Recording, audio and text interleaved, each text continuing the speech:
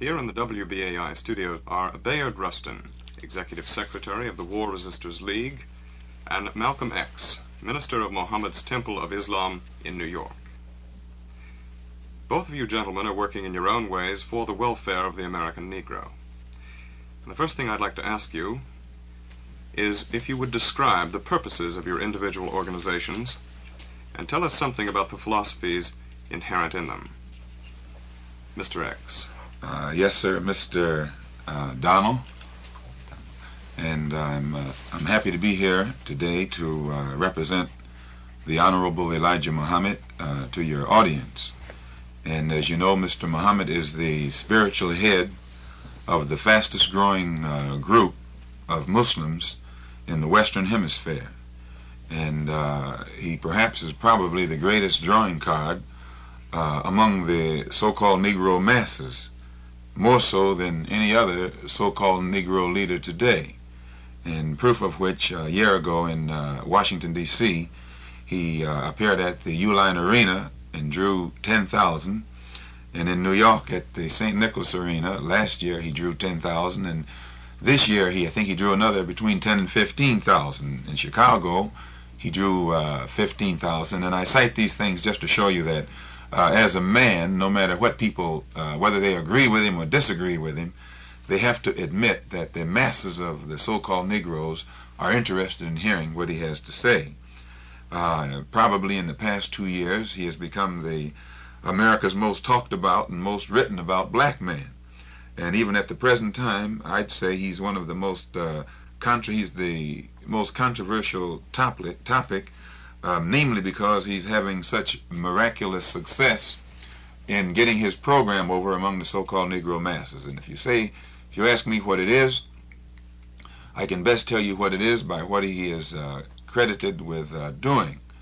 The Time magazine last year, in an article about Mr. Muhammad, pointed out that he has successfully eliminated from among his followers the use of alcohol, which is one of the things that has destroyed our people here in America as a race.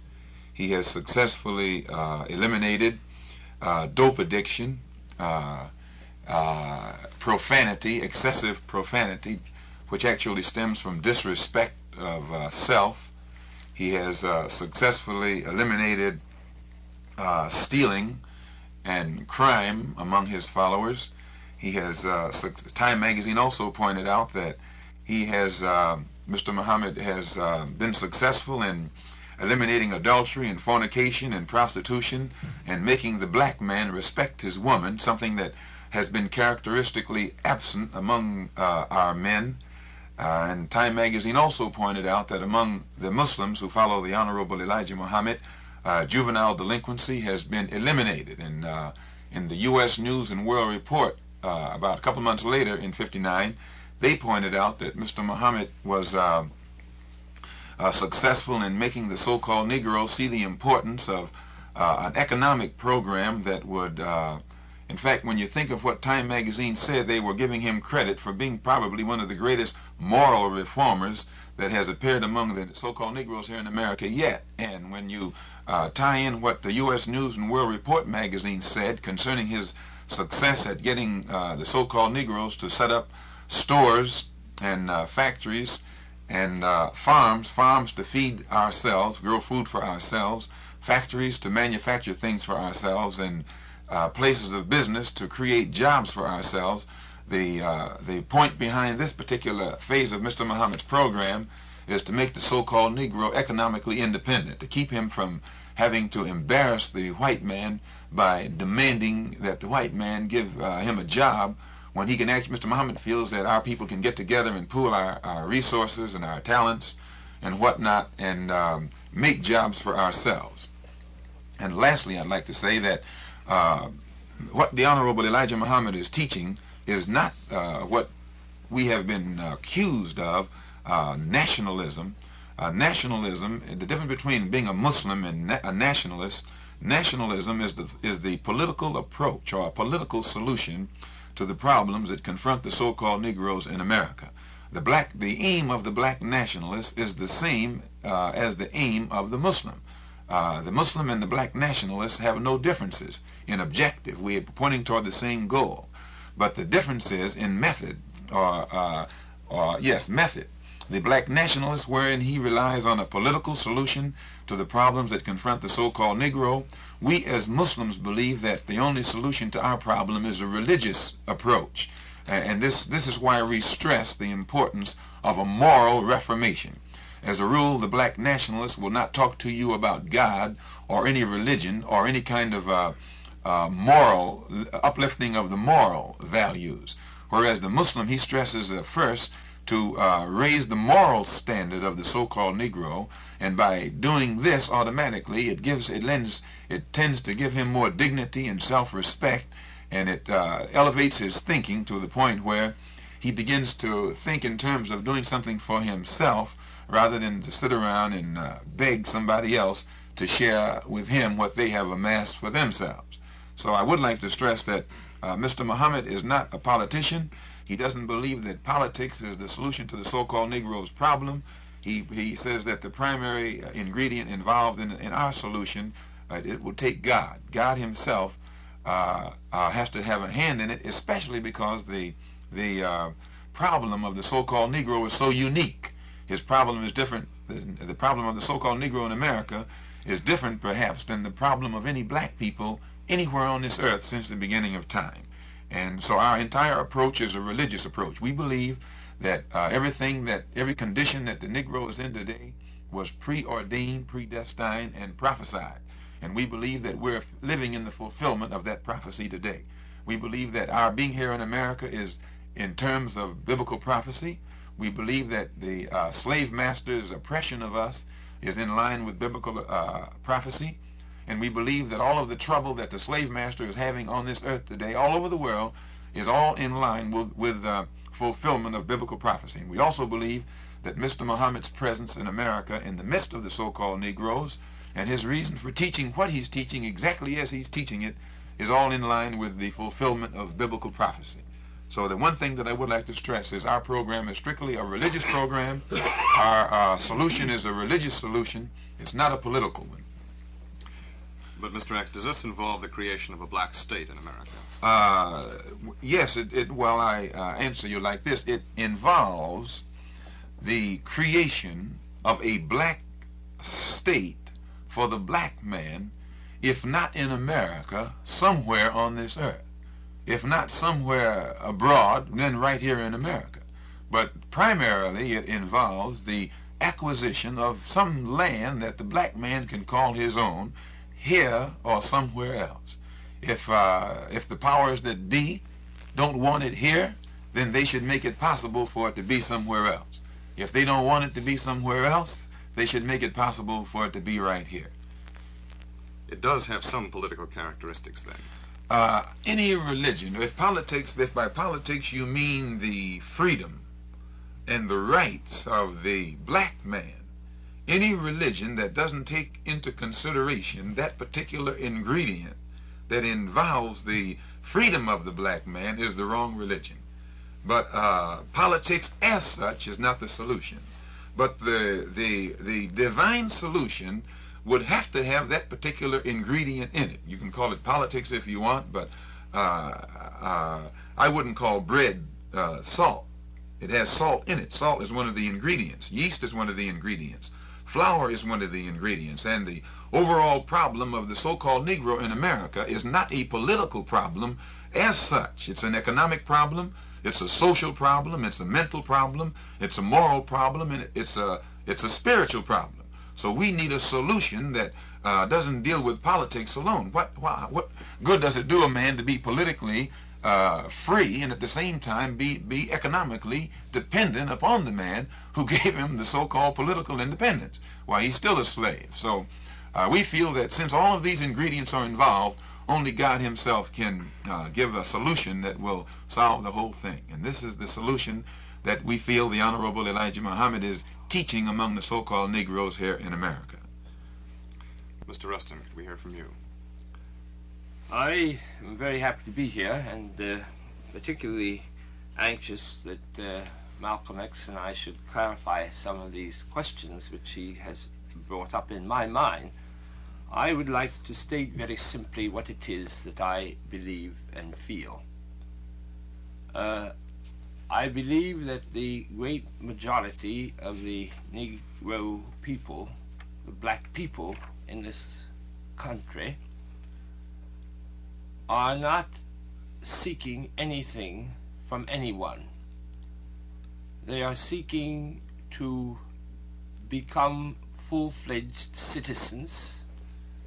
Their ancestors have toiled in this country and contributed greatly to it. The United States belongs to no particular people because of race, color, or creed. People have come from many parts of the world to construct it. And it is my view that the great majority of Negroes take as their key word, and the great number of Negro leaders, the term integrate, which means that rightly or wrongly they choose to become an integral part of the United States.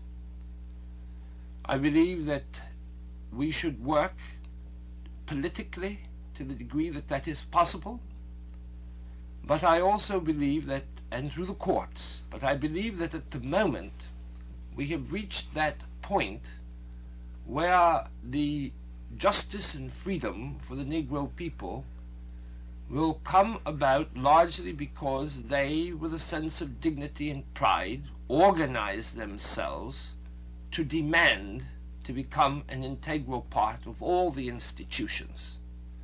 And thus such things as the Montgomery protest, the student sit-in movement, and the effort which some of us are now making in regard to elections, where we do not honestly feel that either of the major political parties can solve the problem as they are now constructed.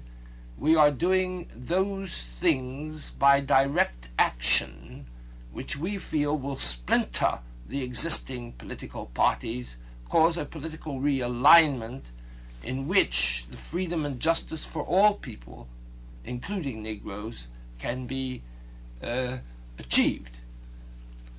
Now, this is not a unique position, and certainly, while a controversial one, not so controversial as that which Malcolm X puts before us. And I should like, therefore, to ask him this question. It would seem to me that the logic of your position really is to say to Negroes, or black people in this country, we ought to migrate and set up somewhere in Africa a state in which men are free to follow a particular religious ideal, because it seems to me ultimately this is where you have to come out. I don't see how this escapes as being the logic of your position. You say that perhaps a state will be set up here, but on the other hand your attitude is if you're not wanted, then you don't want to be where you're not wanted. So why isn't it the logic of your position to go to the heart of the matter and take the Garvey position and urge Negroes to return to Africa?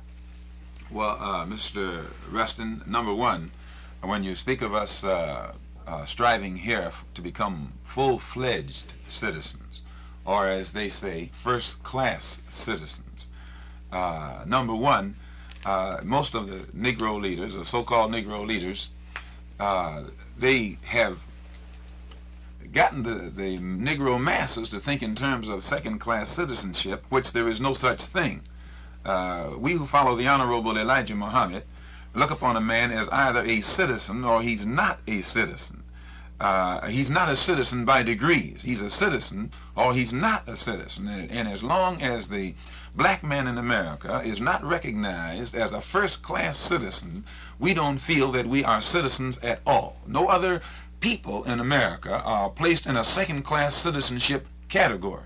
People can come here from Hungary, which is a communist country, and be incorporated or integrated into the American way of life overnight. They don't have to come in as third class, second class, or some other kind of class citizen. The only man that's placed in this category is this so-called Negro who has sat around and begged the white man to accept him as an integral part of his particular political setup and whatnot. Now, we feel that if after 100 years since Lincoln issued the so-called Emancipation Proclamation, if the black man here is still not recognized as a first-class citizen, which means free, then we don't feel that what Lincoln did actually set the so-called Negro free in the first place.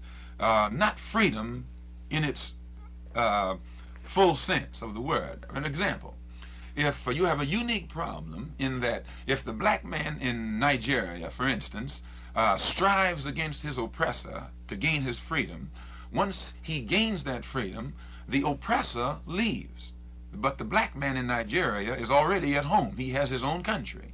If the black man in India is striving against his oppressor for freedom, once his oppressor, the colonizer, gives him that freedom, the colonizer leaves, the oppressor leaves, but the slave or the ex-slave is already at home. This is the... Now, this is all well and good, but you are not answering my question. I'm answering your question. Right, go ahead. If the black man in Kenya, the same way, if he rebels against the British, his British oppressor, and gains his freedom, then the oppressor leaves. Now, the black man in America's position is unique in that he begs for freedom or demands for freedom, but once he gets this so-called freedom, he's still 9,000 miles away from that which he can call home. So he has a problem that's different than the problems of the other dark people all over this earth who have been striving for freedom.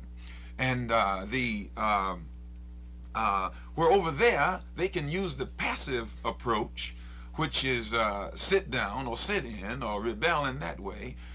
When you have in India, like Gandhi, where they had 300 or 400 million black people striving against a couple 100,000 white oppressors, then passiveness worked, because all they had to do is stop, sit down. It's like an elephant sitting on a mouse or something. But here they are the majority and the oppressor is the minority. Here in America, you got the black man is the minority. And when you call yourself sitting down on the white man, all he has to do is let you sit. He can get someone else to run his factory or whatever else he wants to do. But to sit there and use this so-called passive approach, we don't think it will work, because we don't find any parallel. We don't find, for instance, anyone being encouraged to seek freedom in a passive way other than the so-called Negro here in America. Many of the whites who pose as liberals and act as advisors for Negroes tell them that be passive, be peaceful, turn the other cheek. But these same whites who encourage the so-called Negro to use the passive approach have never advocated a passive approach to throw off the yoke of bondage to any white groups of people who are in bondage. When they speak of the whites in Eastern Europe who are under the yoke, the Russian yoke, they don't tell them to be passive in their resistance. They feed them ammunition. They feed them guns. They make heroes out of the freedom fighters from Hungary. They make them great heroes. But when it comes to a black man, be he in Asia or Africa or in America, if he becomes militant in his resistance against oppression, then immediately he's classified as a fanatic.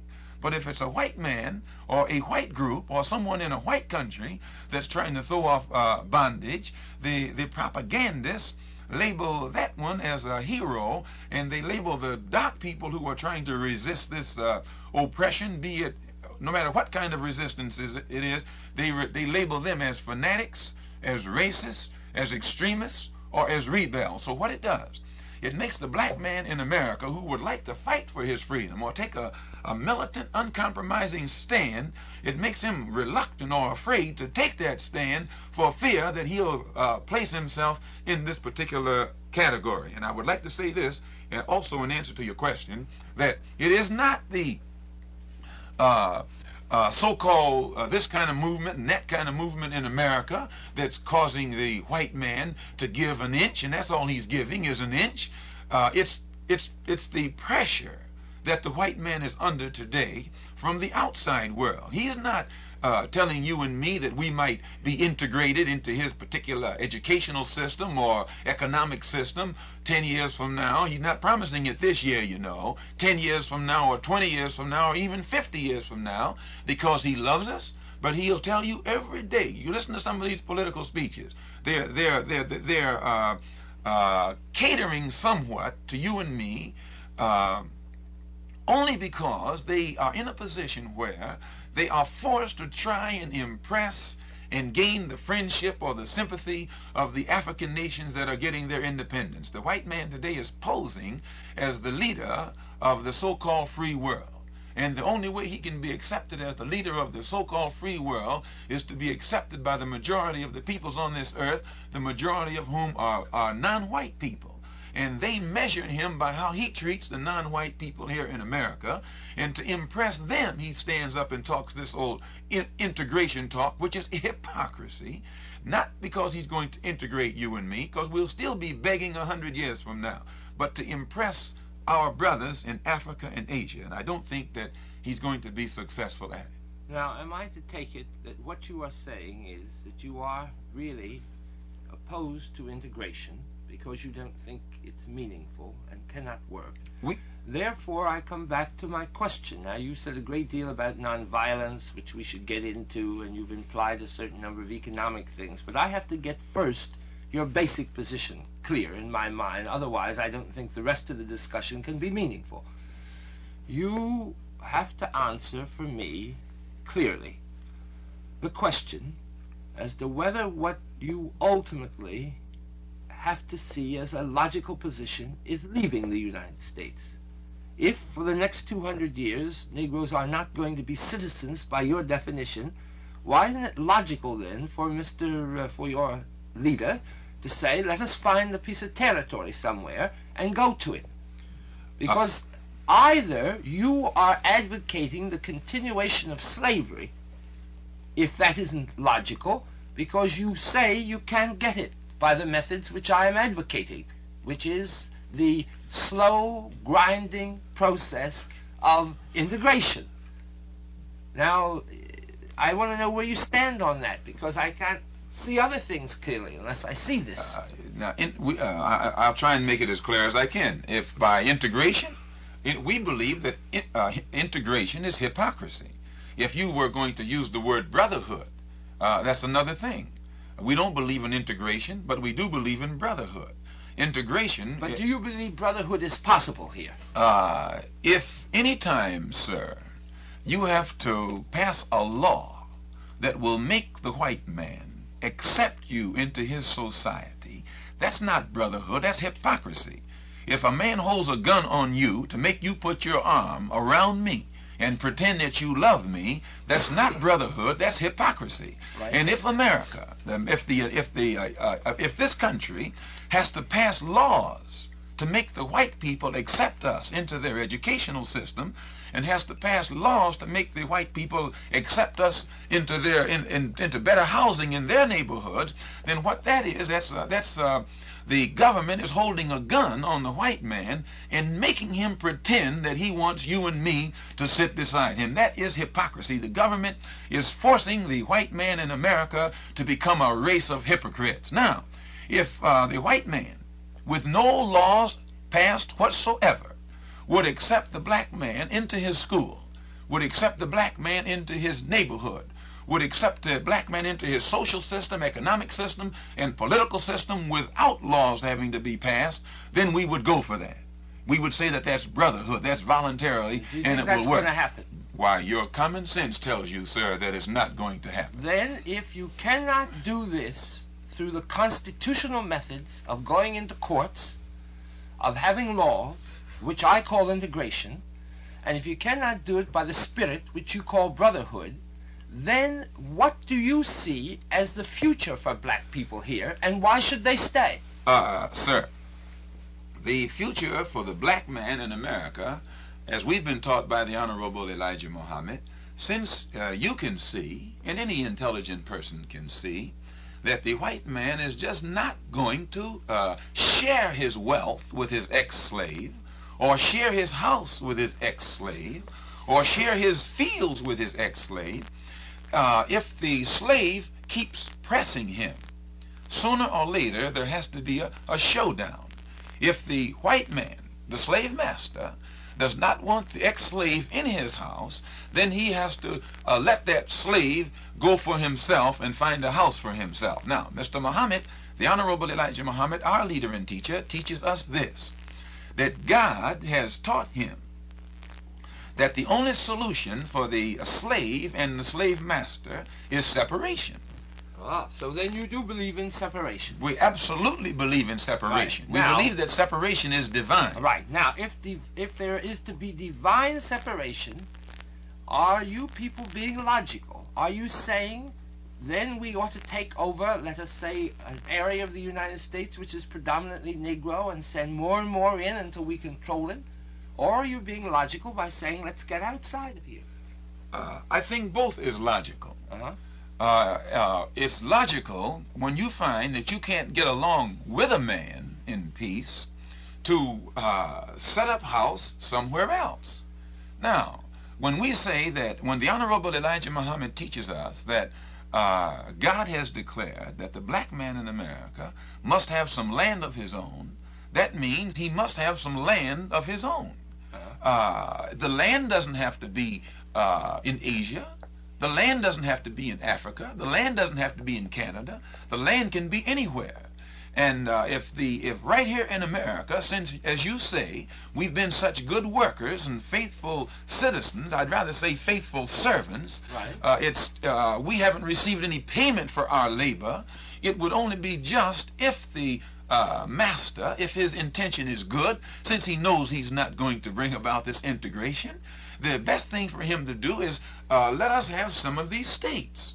And we can go into these states, instead of begging him to live next door to him, we can go into these states and set up farms and feed our own people, set up factories and manufacture clothing and other utilities for our own people, set up businesses where we can make jobs for our own people. And this will keep us from having to beg him for that which he has set up for his people. Right. In other words, then, Daily News is right in describing your movement as being an apartheid movement.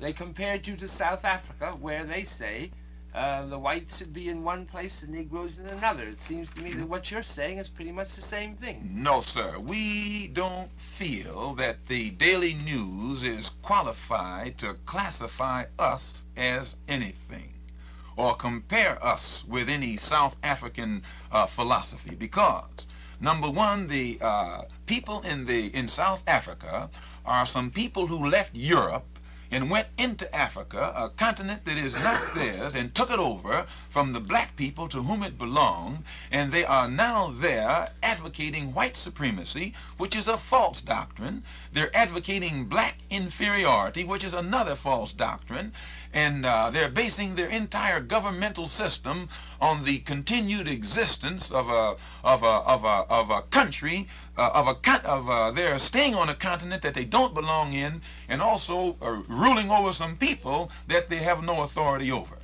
We who follow the Honorable Elijah Muhammad are advocating peaceful existence here in this country, which we feel is just as much ours as the white man. It's not his, because he took it from the Indians, and he can't object to us because he brought us here. We didn't come here on our own.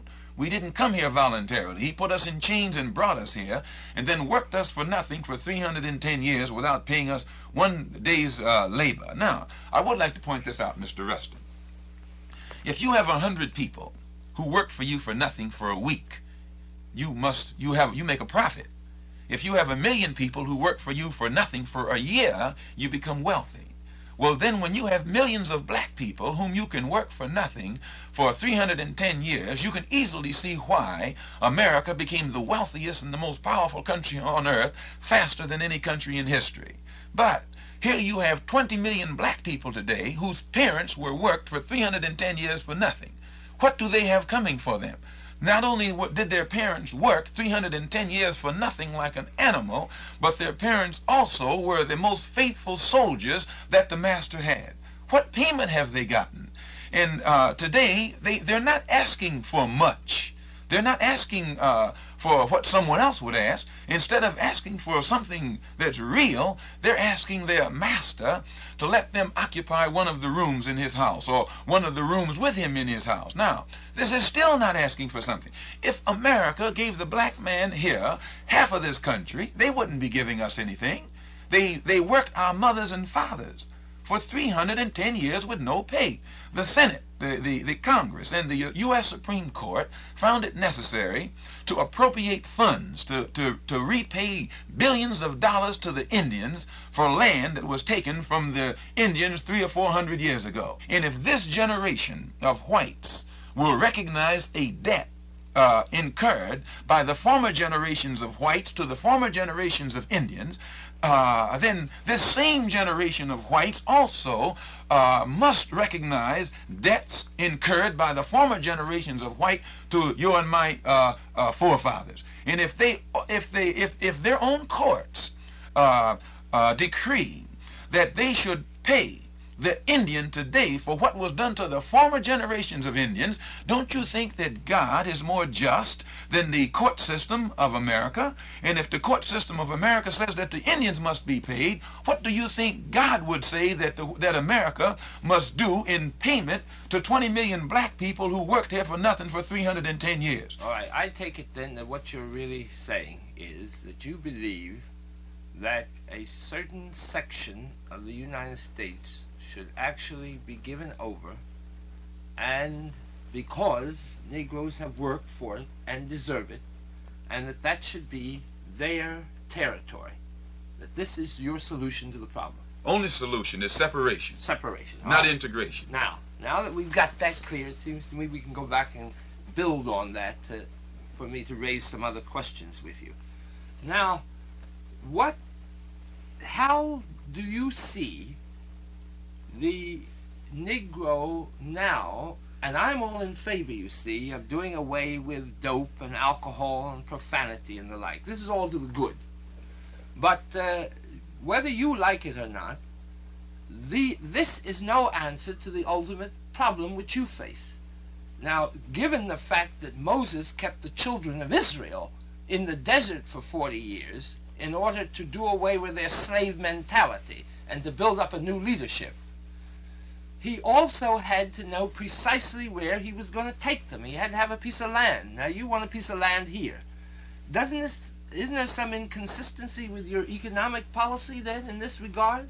Because it seems to me what you are saying is Negroes should own their own stores. Negroes should become independent economically. Now, is this possible where you have Negroes spread over the country the way they are?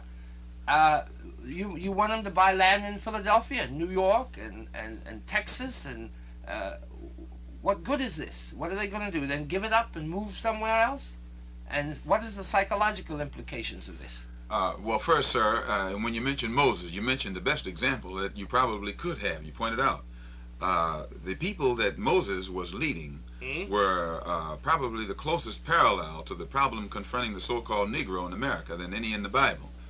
Moses' people were strangers in a land that wasn't theirs. The black man in America is a stranger in a land that's not his. Moses' people had a slave mentality. And when they were found, they were worshiping gods other than their own. They were worshiping in a religion other than their own.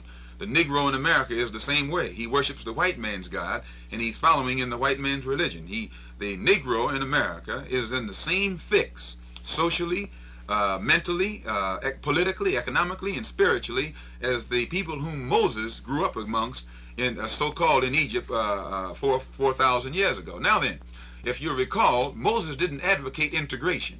Moses advocated separation. At nowhere in that Bible can you show me where Moses went to his people and said, believe in the same God that your slave master believes in, or seek to integrate yourself with Pharaoh. Moses' one doctrine was separation. He told Pharaoh, God told me to tell you, let my people go. By go, that meant separate. That did not mean to seek integration in the house of bondage. It did not mean to seek the acceptance of the slave master. It did not mean to seek the friendship even of the slave master. It meant that just what Moses said, let my people go. And then he told his people, if you follow me, I will lead you to a land flowing with milk and honey. Moses never pointed out to anyone where that land was. God had instructed Moses up to that point, but Moses never told the people where he was taking them or what they would have to go through in order to get there. He said, follow me, and I'll lead you to a land flowing with milk and honey. And if you go back in that Bible, you'll find out some of them believed in him, but most of them were afraid of their slave master. They didn't believe that they could get along without Pharaoh. They didn't believe anybody could give them a job if Pharaoh didn't. They didn't believe anybody could put clothes on their back if Pharaoh. That's a slave mentality. They didn't believe that they could have an economic system free of pharaohs. That's a slave mentality. And today the same problem confronts the so-called Negro here in America, and the same problem confronts the Honorable Elijah Muhammad. The same opposition that was put in the path of Moses is put in the path of the Honorable Elijah Muhammad today. If you notice, Pharaoh himself never opposed Moses. He always got magicians to oppose Moses. Today you find your modern slave master. You don't find him opposing the Honorable Elijah Muhammad, but he gets Negro, so-called Negro politicians and so-called Negro preachers to work a lot of magic in the eyes of the so-called Negro and make the so-called Negro think that the Honorable Elijah Muhammad is a crazy man, just like the magicians tried to make the Hebrews think that Moses was a crazy man. They get magicians to do this work. And the magician is the one who goes to the people and tries to make them think, where this man Muhammad is crazy, he's going to get you all out here someplace and get all of you killed. But if you'll recall, and that's why I say I'm so glad that you mentioned that Moses parallel, we feel that the Honorable Elijah Muhammad is the modern Moses. Sometimes they refer to Powell as a modern Moses. I've heard them refer to Reverend Martin Luther King as a modern Moses. But no one can be a modern Moses until they first find out what did the ancient Moses do, and he advocated separation, not integration. He advocated complete separation, not integration, and he didn't advocate passive resistance. He advocated an eye for an eye and a tooth for a tooth. What kind of teaching is it when you tell a slave to pray for those who despitefully use you, and it's the slave master who's despitefully using the slave? Love your enemy, and it's the slave master who's an enemy of the slave. As long as you teach a man that kind of philosophy and he eats it up, he'll remain a slave. Yeah, but you see, I am a great advocate of nonviolence. Now, if you would tell me where it is you're going to lead people, you see, where this land is, I might perhaps say, well, the important thing for me is not to talk about integration or to talk about getting involved in the economic and social and political life in America, because our objective is to get over there. But I don't know where you're going to go, and I don't think you do. Yes, we do.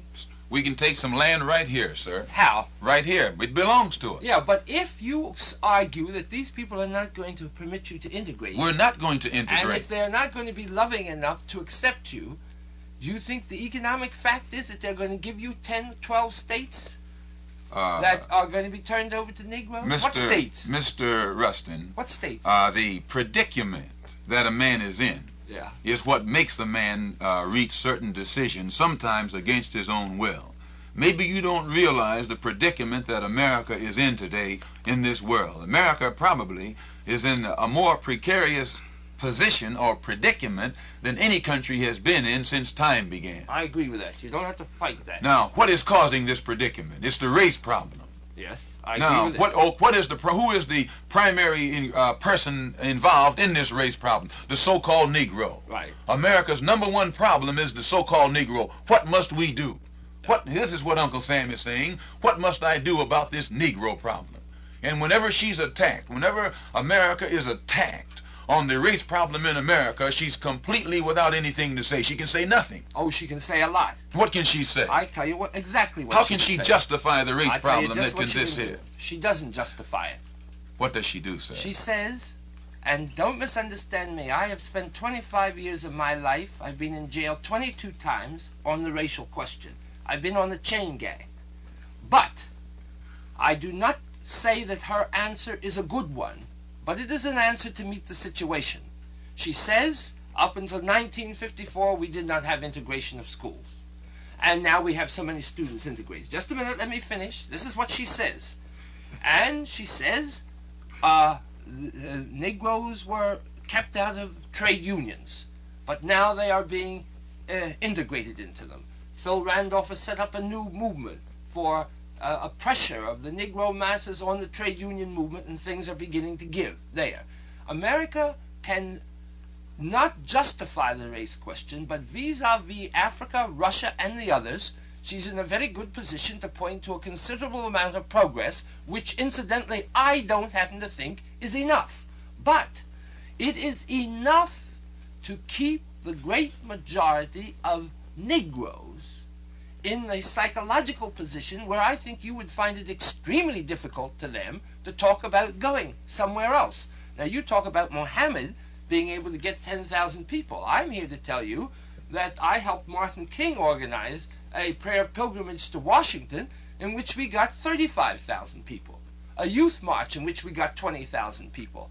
I simply don't believe that until you have some kind of area where people could go to, that the United States is going to take this seriously. Do you realize if I was a Christian in a Christian country, I wouldn't brag about out of 170 million people getting, and in which there are 20 million black people, I wouldn't think it was any accomplishment to get 17,000 or 30,000 to Washington, D.C. for a prayer pilgrimage, when you got the Washington, D.C. itself has got umpteen, everybody down there is a Christian now. When the reason I said 10,000, sir, when you get like Billy Graham, if he draws 15,000 Christians out to a Christian rally in a Christian country, and then a man comes along who's a Muslim, which is a religion in direct opposition to Christianity, and he draws out a like number, the accomplishments cannot hardly be compared. Yeah, and, but now may I stop you here for a moment, because I think we've got to clarify something. When you say the followers of Muhammad are Mohammedans, Muslims, not Mohammedan. Well, Muslims.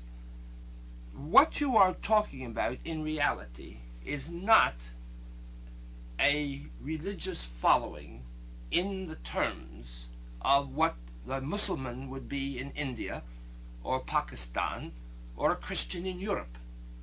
Because I maintain that the very term Muslim, while in Muhammad's mind it may be a religious concept, it is a psychological and political concept in the minds of the black men in this country who follow it. Most of them do not read the Quran, they read the Bible. Most of them are essentially and culturally Christians. Why, therefore, do they call themselves Muslim?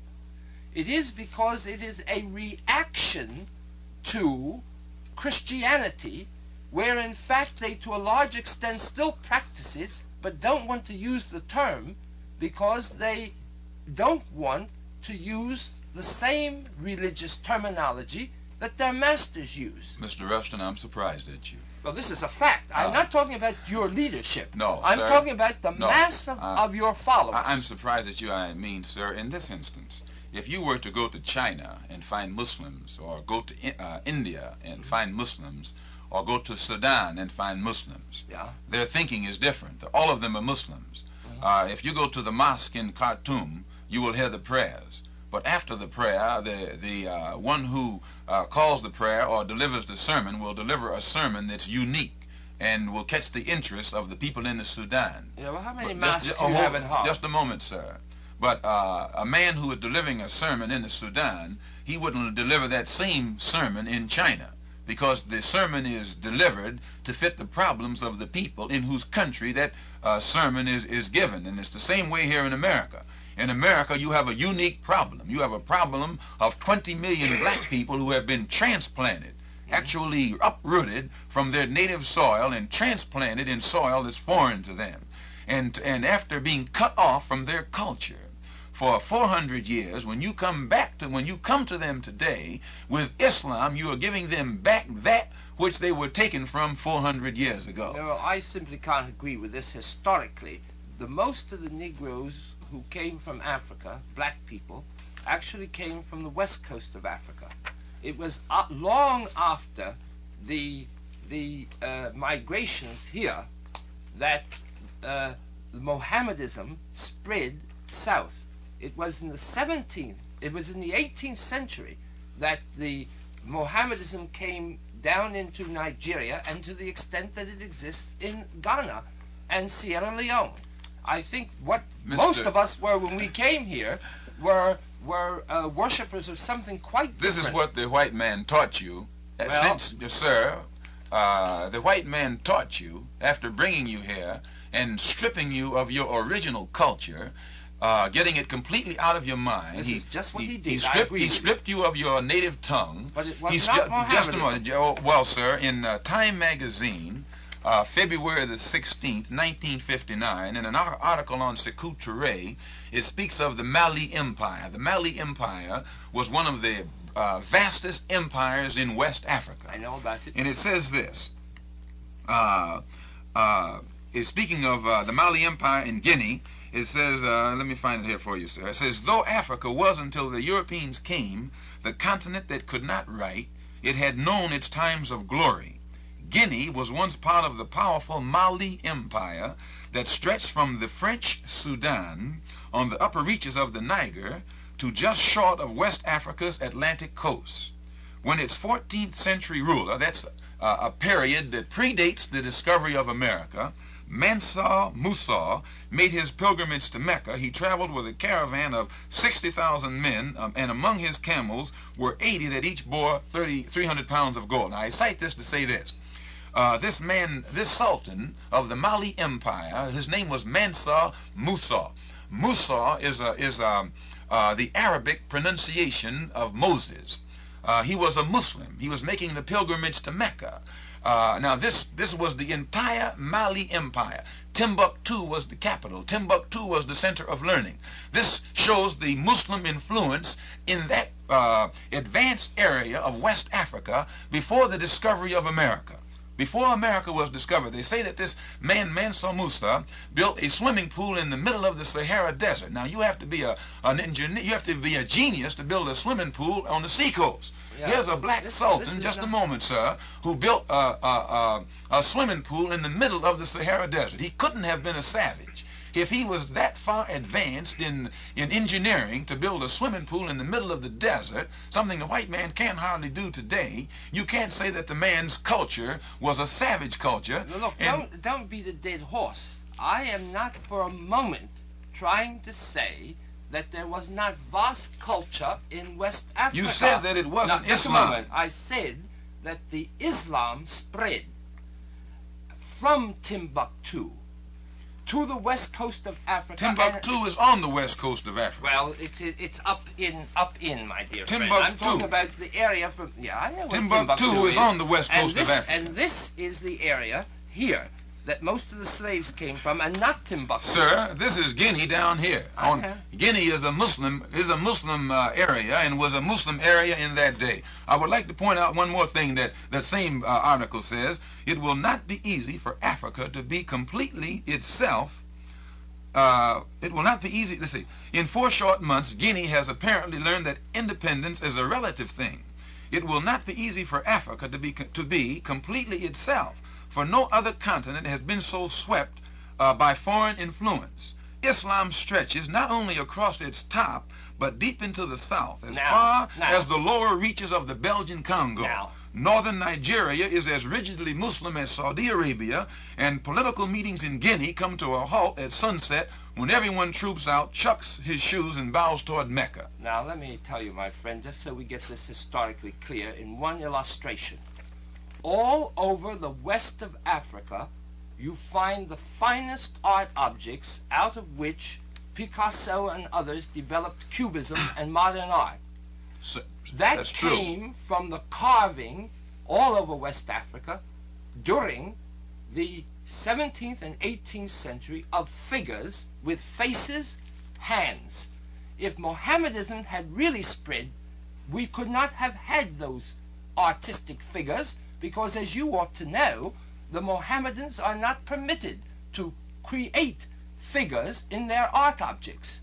Sir, I think... And it was the spread of Mohammedanism later which was in part due to the destruction of these art objects. Now, this is an historical fact, and I think we ought to get on. No, because sir, there's one more point that I think it should be cleared up. When you spoke of the Muslims who follow the Honorable Elijah Muhammad as not being real Muslims as such, but just using that label to camouflage their continued Christian practices. I didn't say camouflage. I said that it was a reaction against. I think camouflage is not quite what I mean. Yes, in the New York Times Sunday, in an article called "Islam is Advancing in West Africa," it says Christians are worried by gains. Lagos, Nigeria. Christian missionaries say they are worried about the advance of Islam in West Africa. As well they ought to be, because it's spreading very rapidly. They include Bishop of Lagos, a Nigerian and a Roman Catholic churchman who has been in West Africa for many years. The Catholic cleric said, quote, "Christianity here is skin deep only. Some Africans we baptize now go to the mosque and observe Ramadan, the Muslim month of purification." End quote. A British official of 11 years' service in Nigeria suggested that Christianity was felt to be the white man's religion and was rejected as contrary to the African personality. One more paragraph now. An American who works for a philanthropic foundation here said, "Islam is spreading like wildfire. It offers Africans an uncomplicated creed with a few simple tenets." Right. Nigeria which has just become independent, already appears well on her way toward becoming a predominantly Muslim nation. True. And it's letting you know right here, even the black man in Africa, when he accepts Islam, he doesn't drop all of these other customs overnight. But still he's accepting Islam, he's bearing witness that there's no God but Allah, and Muhammad is the apostle of Allah, and is giving him unity and militancy that he didn't have before. All right, all I want to say is that the article points out that these people go both to the Christian and to the mosque. But it points out that when one is converted to Islam, his reaction to it in Africa is no different than the reaction of the black man here in America. It's both the same reaction. I wonder if I could ask a question here. Mr. Rustin, progress in your terms, does it involve a greater sense of racial identity? I believe that it is very important to have a great sense of racial identity, because I believe that it is quite impossible for people to struggle creatively if they do not truly believe in themselves. I believe that dignity is first. Now this, for me, is doubly important precisely because believing in integration and not having been told where we are to go, I can see nothing more logical than staying here and struggling for one's rights. Also because of moral principles which I hold, but leave them aside for the moment. I can see no way for the Negro to struggle except through nonviolence and a dedication to strategic nonviolence as, in sense, a matter of principle. Now, therefore, if you are going to be able to struggle with nonviolence, to a certain extent, you have to have affection for the people who are mistreating you. No affection for the other fellow is possible without a great sense of dignity in oneself. And therefore, the dignity of the Negro, for me, is not something that is an aside. It is an essential of the struggle. The people in Montgomery were able to struggle and get integration on their buses for a simple reason. 10 years before, they could not have done it because they did not believe in themselves. When they believed in themselves, they could then be socially affectionate to the opposition, while at the same time being extremely militant and walking and being prepared to sacrifice. I think this is most important. And I would therefore agree with Malcolm X that doing away with the ugliness which our people have had as a result of their poverty and their position is very necessary and important. We can certainly agree here. Thank you. And you know, I was so happy, Mr. Rustin, to hear you say that dignity is most important. The Honorable Elijah Muhammad absolutely he emphasizes to us the importance of dignity, but you cannot have dignity. Dignity means a high regard for yourself. Right. You can't have high regard for that which you have no knowledge of. And when you ask a white man his nationality, for instance, and he says German, immediately he's connected with a German nation, a German flag in the past, a German culture. If he says he's an Englishman, he's connected with England and he's connected with a culture. Now, if you ask a black man in America and he says Negro, right there, he's putting a term on himself that carries more contempt with it than any word that exists in the Webster's dictionary today. Now, the Honorable Elijah Muhammad teaches us that the black man in America is not looked down upon because he's black. He's looked down upon because he's called a Negro. A black man can come here from Africa. He's not a Negro. He's an African. He has a culture. A black man from Africa can put on his long flowing robes and have his head wrapped up and walk around in Alabama or Mississippi and not run into the same abuses and barriers and pitfalls that you and I would run into here in America, dressed like a white man, speaking like a white man, with the religion of the white man, and with the false conception of history that the white man has brainwashed us with, and at the same time calling ourselves by the white man's name. Now, what Mr. Muhammad says is this: instead of us spending all of our time griping with the white man for the way he has treated us or for what he deprives us of, what we must do is get some dignity, which we cannot have without having a knowledge of ourselves. We must have some kind of cultural knowledge in our background in order for, we must know what our parents did and what our foreparents did in order to have high regard for our foreparents. And if you don't have an high regard for your foreparents, you can't regard yourself highly. You take a man who has been taught that his father used to pull a plow and his mother was a maid for the master. He can't look up at his parents. But when you send him back beyond the time that his father was pulling a plow, and back beyond the time when his mother was a maid for the white man, back to the time when he was living along the banks of the Nile in palaces, at the same time the white man was living in the caves of Europe, and history will bear that out, or at a time when he was wearing silk in the East and in Africa and Asia, at a time when the white man, whom he regards so highly today, didn't know what clothes were, at a time when he was cooking and seasoning his food, when at the same time the white man whom he idolizes and worships today didn't know what cooked food was, then when you go back then and find out what a great history that the black man had, how his foreparents were the ones who engineered the pyramids, and how that the head or the face on the Sphinx in Africa, which is one of the oldest statues on this earth, is not a European, but it's a black man. He begins to look back there and see that his people were somebody. He begins immediately to throw off this inferior attitude, and he begins to look up at himself. And then he stops abusing himself. He stops getting drunk. He stops trying to escape from the surroundings or the conditions that he's in by turning to dope or alcohol. Well, he look, begins to I toss agree aside with these this. abuses. I agree thoroughly. And I am at the present time doing some work on the Ga Empire. Precisely because I think this is important. It's very important. But now let me ask you another question, because I want to clarify your position on the Jewish question. Where does your group come out on this question?